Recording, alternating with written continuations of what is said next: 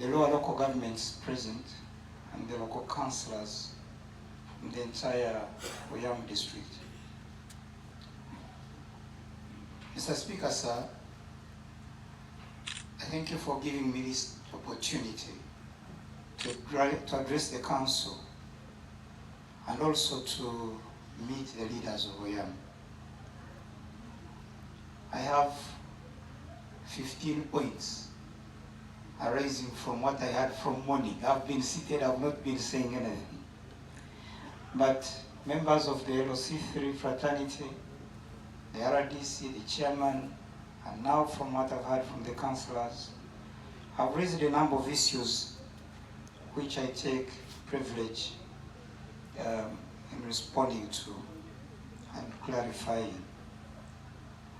First, I'd like to acknowledge the presence of our Member of Parliament, the Honourable Dr. Eunice. Thanks for taking trouble and time off your busy schedule to come and receive me here. I note the apologies given by the other honourable members of Parliament, and specifically Honourable Santa Alum actually took the trouble to even visit me in the office regarding this visit, and I thank her so much. The Honourable Betty Amongi is a colleague, we work together in Cabinet, and I know the work she's busy doing. I thank them very much. I acknowledge the presence of the RDC, the chairperson of the district, who has kept in touch with me the whole of this week. And I'm happy that you have the cow, who is one of the strong, experienced administrators in the country. I believe he will help to steer this district miles ahead. I also want to acknowledge the presence of the religious leaders who were here to receive me and to pray for Oyam district. Second point, a few corrections in terms of what I've seen here. As a Minister of Local Government, there are things I've taken note of. On the positive side, I appreciate the way you have conducted council. First class, that you follow the rules of procedure. And the members actually bother to even quote the Constitution and the Local Government Act. So you are following the law, and I'm happy about that. Just one or two small things. The title of a minister is not right honorable, unless that minister is also a member of the Prime Minister's bench. In the Prime Minister's office, we have the Prime Minister herself, the First Deputy Prime Minister, second, third. Those are right honorable. A Speaker too and Deputy Speaker are right honorable.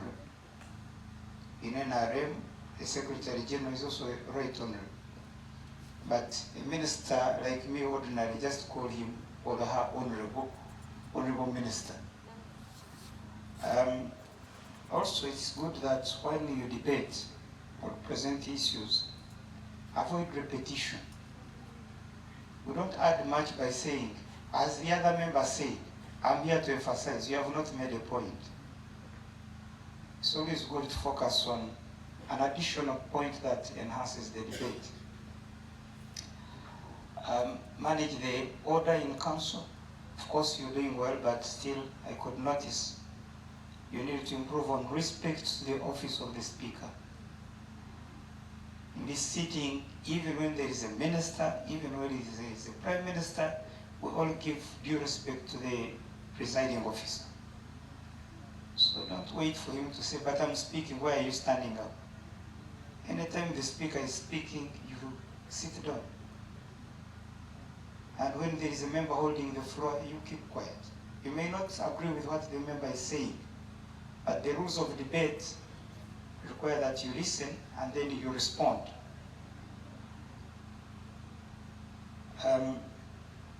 Manage your telephones. We are permit telephone in council for information, for you to to Google and see what you are going to say, but not to attend to people who like to call you even when you are in council. That is on a few corrections, but otherwise, generally, Mr. Speaker, you're doing a good job. And we apologize that as a ministry, we have not inducted you adequately. It was a budget issue. I hope next time we shall do better. Point number 3, on your headquarters. I take this opportunity to congratulate you on this beautiful, well-constructed, solid, and big district headquarters. Congratulations, Oyam. Some of the older districts don't have this kind of building. And also note that you actually did it as one team. So I want to emphasize the unity of purpose in constructing and putting up a formidable district headquarters. I've had the privilege to tour it and to commission it. I had noted the issue raised on the ramp for the persons with a disability, which a member actually raised with me before I came. I told him, I said, I always want to see for myself.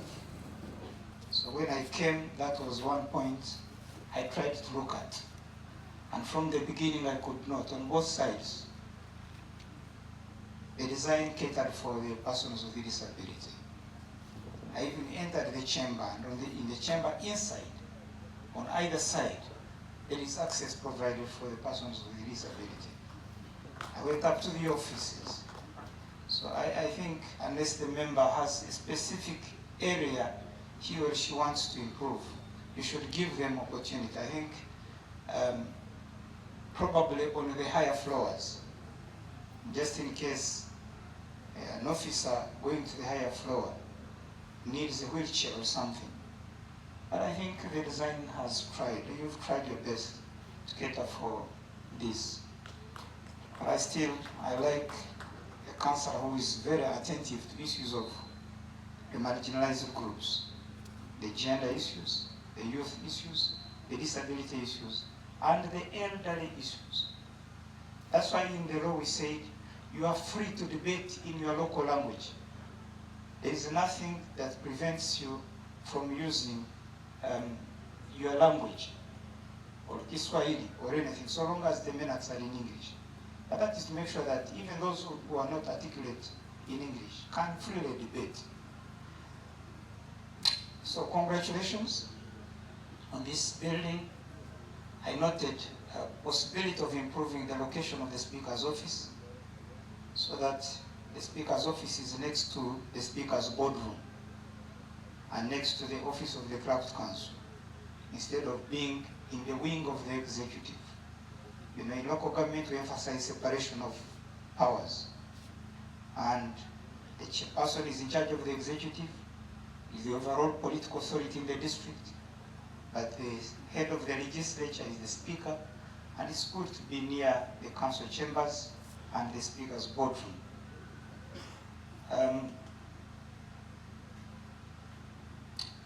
This building is beautiful.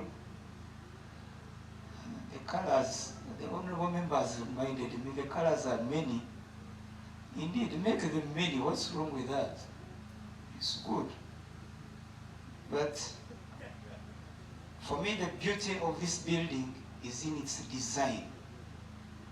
An office that accommodates almost everybody.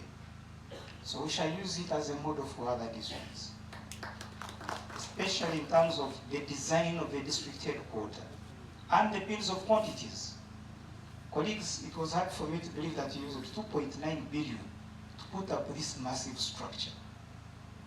In terms of accountability, you are first class there. I thank you so much.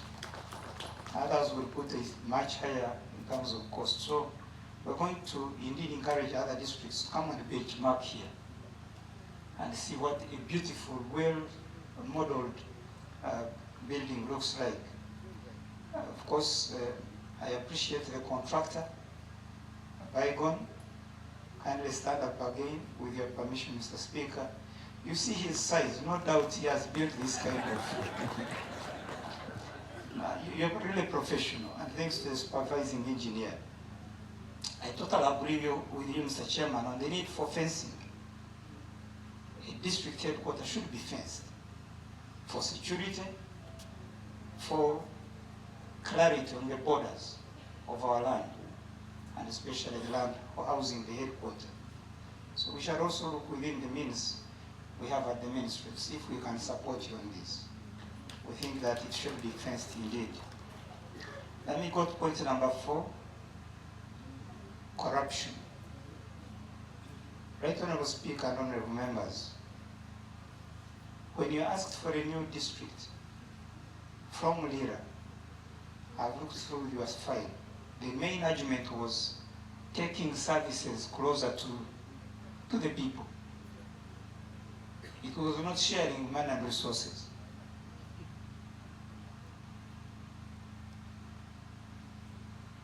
The reason of local government and decentralization is to ensure that we provide efficient services to the people of Uganda. Therefore, I would like to recommend 2 things. 1, as much as possible, the staff serving Oyam should reside within the district.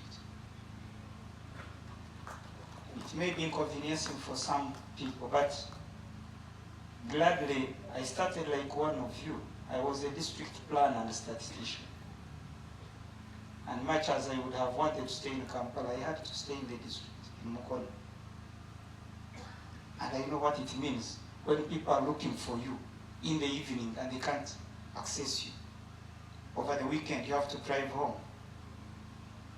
Just as I was coming, one of the chairpersons called me to report that one of his heads of departments had gone on leave with a district vehicle. And that is because you're valuing your home more than the district. So, as much as possible, make it easy for people to access you. Stay in the district. It will also boost the district economy. And secondly, Mr. Speaker, I want to recommend this council that you consider a bylaw or your own local policy ensuring zero tolerance to corruption in Oyam. The issue of District Service Commission selling jobs is totally unacceptable. Never try to defend it in any case. If you are not ready and willing to serve selflessly, please don't enter this kind of jobs. Especially for those of us who have advanced a bit in age, and you are in your wee hours, you begin to be accused of tampering with ladies for sex, of tampering with public resources. We shall support you with digitalization in terms of e-recruitment. We want to remove the human interface in adverts, in shortlisting, in interviews, in even deployment, and we shall do it. But in the meantime, and I'm saying that to the entire population of Oyam, if you know that you were requested or demanded to pay a bribe in order to access a job in Oyam, please report. The office of the RDC is open. The office of the Minister of Local Government is open. We shall take action. It is not accepted. It's the same as those on the land board who are selling public land in Oyam. You are going into the wrong direction. Including the PAC, Public Accounts Committee. You have investigated, an officer has made a crime, and then you start asking for money so as to shelve that in your report. And Mr. Chairman, through the RDC, I'm demanding regular reports from the Public Accounts Committee.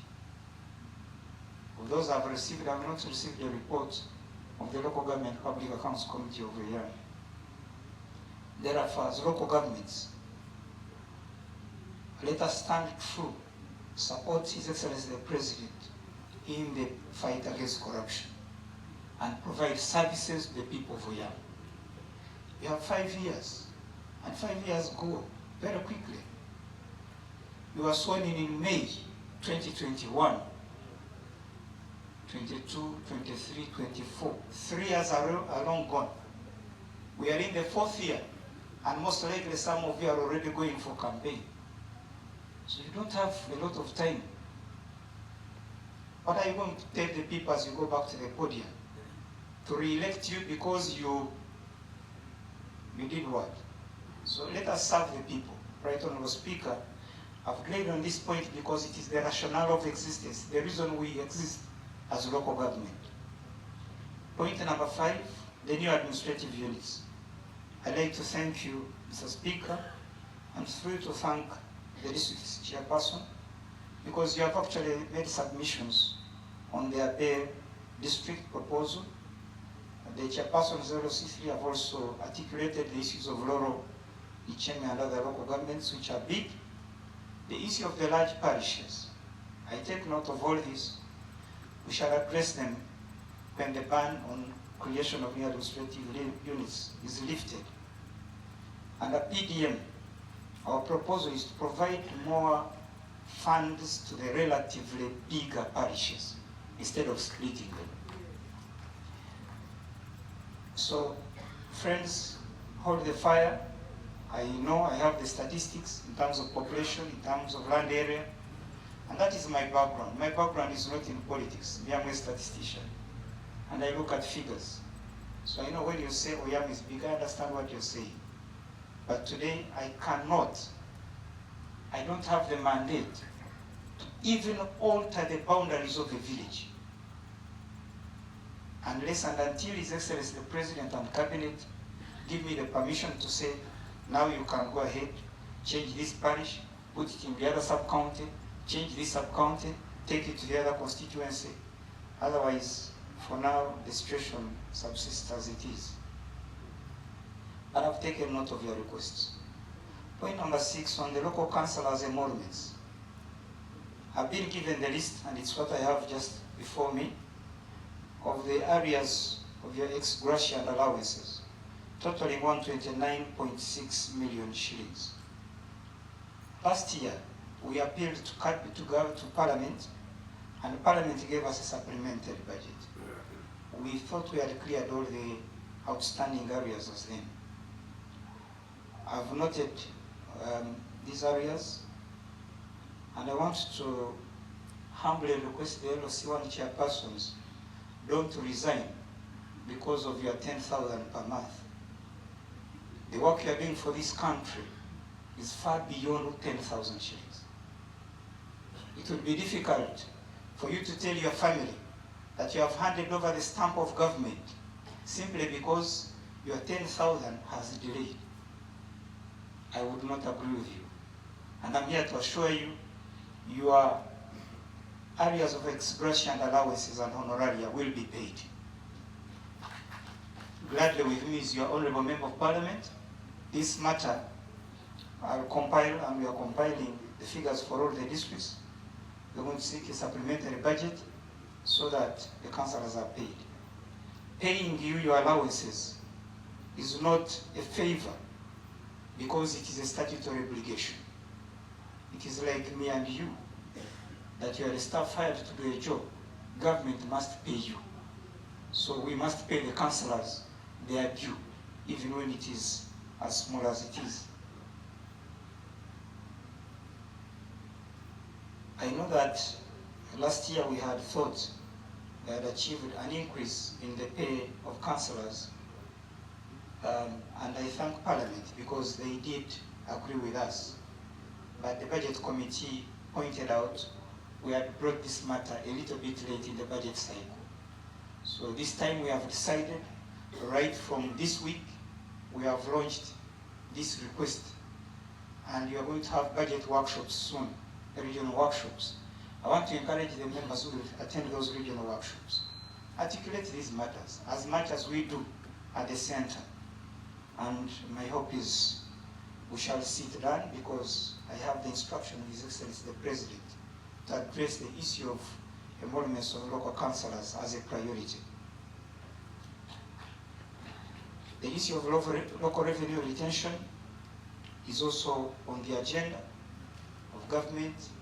It was approved by Parliament, and Cabinet considered it and also agreed that the local councils, the local governments should retain their local revenue instead of sending it to Kampala. But I still have to work it out with Minister of Finance in terms of the necessary amendments in the Public Finance Management Act and the policy as issued by them.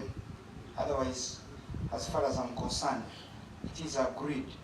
But I want to appeal to the district through you, Mr. Speaker, and to all the other districts.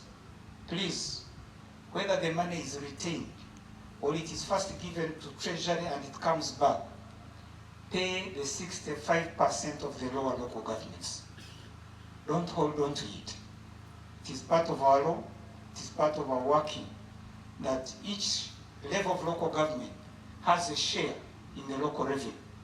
So I've found a number of districts tending to hold on to the 25% of LOC1s, the 5% of LOC2s. It's not good. Please give the money of the lower councils and local governments, because they also have duties down there. Let me go to issue number 7, the parish development model. Mr. Speaker and honorable councillors, we are all aware this is the priority of government to ensure wealth creation and creation of jobs in this country. We must prioritize household incomes. I note that we want roads, want tarmac roads, want electricity, and so on. But His Excellency the President has requested us to remind you as leaders, the most important priority to a person, the homestead, is incomes. When the people have incomes, then they can afford to go to town, then they can afford to educate their children, then they can have better lives. So government has given us PDM, me and you as local governments, to ensure that each household in subsistence meaning a state of existence where your incomes are hardly enough for the survival of the homestead, leaving you little cash or no cash in the pocket. We must change this scenario. So we are giving 1 million shillings for each of these homesteads. My request to you, Mr. RDC, through you, Mr. Speaker, is to ensure that there is no extortion, there is no illegal charge put on the beneficiaries of PDM. The beneficiary must receive 1 million shillings, exactly that. Honorable councillors, please be informed that the circle leaders, the circle is at the parish, and each circle has a chairperson, a treasurer, and a secretary. And each year we are giving them 500,000 shillings for their administrative work. So they should not ask for money from beneficiaries to photocopy documents, for their transport, to verify applications. That's not acceptable. Anybody doing that, Mr. RDC, I have the letter of the President, you take action. The parish chiefs are on duty, and they are part of the Parish Development Committee, PDC, chaired by the chairperson Olositu. And that PDC of 7 members is paid 1 million shillings per year. It comes to them quarterly to make sure they do their work.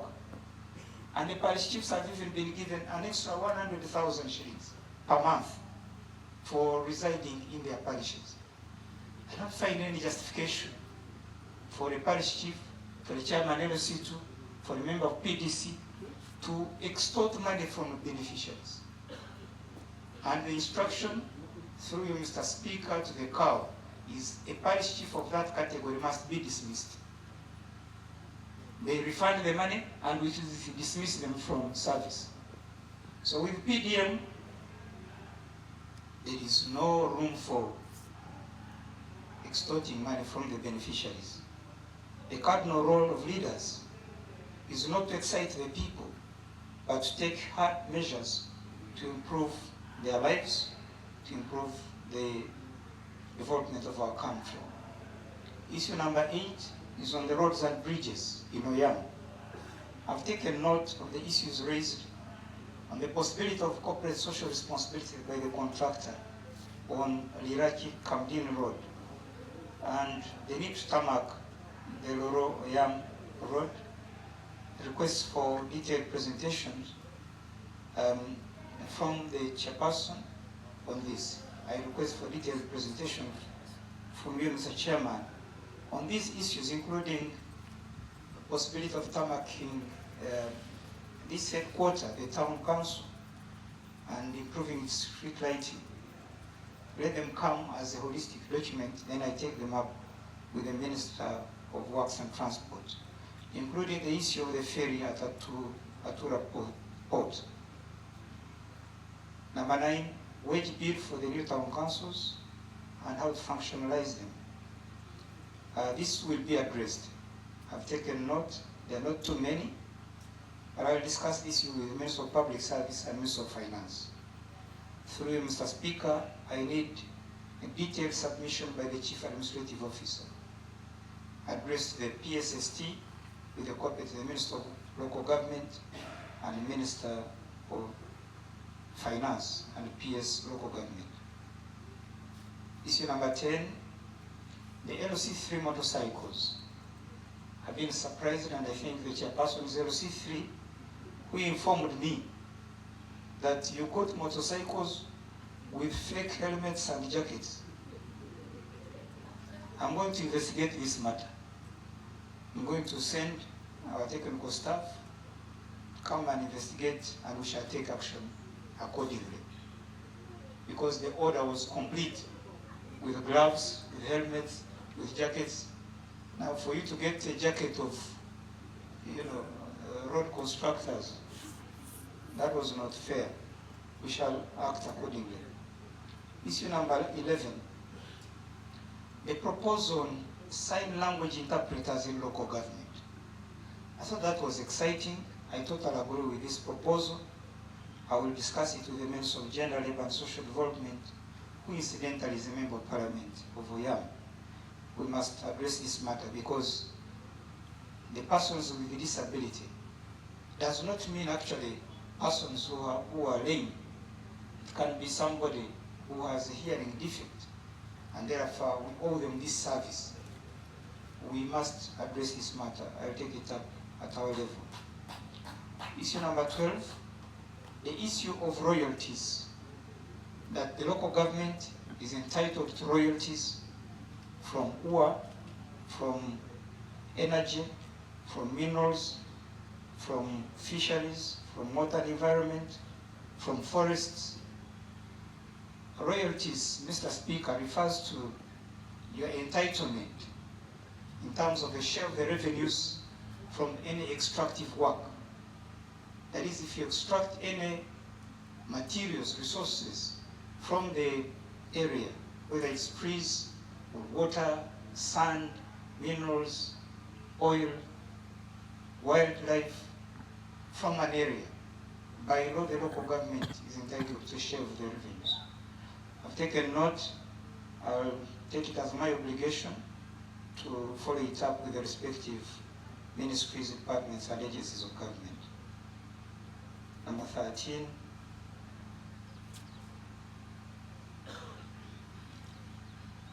I think that was relating to the issue of the Service Commission.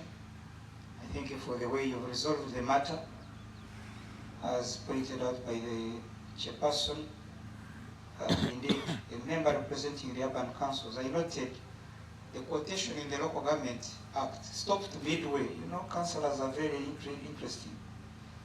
He said, you read this, and then when it came to the other side of that same law, he said, you can stop there. No.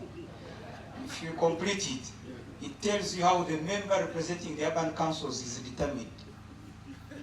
And as the chairperson says, the executive committees of those urban authorities sit together and choose one of their own to represent them on the Service Commission. And they send the name to the Executive Committee. The Executive Committee, of course, does due diligence. They should not just send the name to Council. That's why we say in the law that the executive committee recommends to council. But the final authority to approve is with council. So you're doing your right job. If you found an anomaly in terms of 10 people voted, but only 7 were present, so where are the other 3 coming from? Absolutely correct within your powers. So I hope that, Mr. Chairman, you will take your responsibility to refer this matter back to the urban authorities so that it does not draw or delay operationalization of the service commission in terms of a representation of the urban authorities. I've taken note, it seems in the law, we are not specific on the gender representation on the service commission. We are in the process of amending the Local Government Act. And if there is any other matter you want us to bring up right now, please do it as quickly as possible. We know it is, the member doesn't even need to labor, it is in the Constitution. All these organs of councils are supposed to respect gender, at least a third. So there is that, but it appears in this case the member was simply replacing the member of the urban authority. So we are going to amend the act to make it more clear and to guide the councils on how this should be. Number 14, arts versus science. I take note of the issue raised by you, Mr. Speaker. It is true, it is important. And I want to emphasize that government does appreciate and acknowledge the critical role of art in the development of the country. We cannot do without art. Many of us, including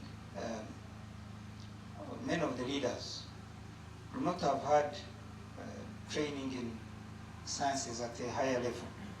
But I think, colleagues, it's good to appreciate where we are coming from as a country and where we are going to. Just as we took affirmative action for the women, for the youth, for the disabled, and at a certain time, we even took affirmative action for the elderly. Time came for government to say, in order to move a bit faster in our development process, we need to emphasize science, technology, and innovation. So it should be understood in that light. It's not saying arts teachers are of no use. I know that even the cow may be an artist and he gets less than the staff whom he supervises. That should not demean our work. So we'll continue improving the pay for all. I think the emphasis is to ensure adequate pay for all, but let us also acknowledge the role of science, technology, and innovation in the development of our country. Finally, number 15, I undertake to follow up all these which I've mentioned, but also including those which I've had here, especially raised by the lower local governments. And I'd like to thank you, Mr. Speaker, and through you, the chairperson of the district. Thank you for allowing the chairperson's LOC3 to talk directly to me. It is their responsibility, it is their honor. I would even have been more happy to see the LOC1s and 2s, because this is their minister. You never know, they may be sitting on a problem. For example, suppose Oyam district is not paying the 25% of LOC1, and they have appealed everywhere and they have failed. Eventually, I'm the one supposed to take action, because me, I know where to deduct it from you, and I pay it to them. So it will be my privilege later when I come back to visit and to attend any other functions in Oyam, to interface with these leaders of ours at the lower levels. For me, I'm not a minister in charge of local government if there is no LOC1 or LOC2, because that's the foundation of our structure of governance.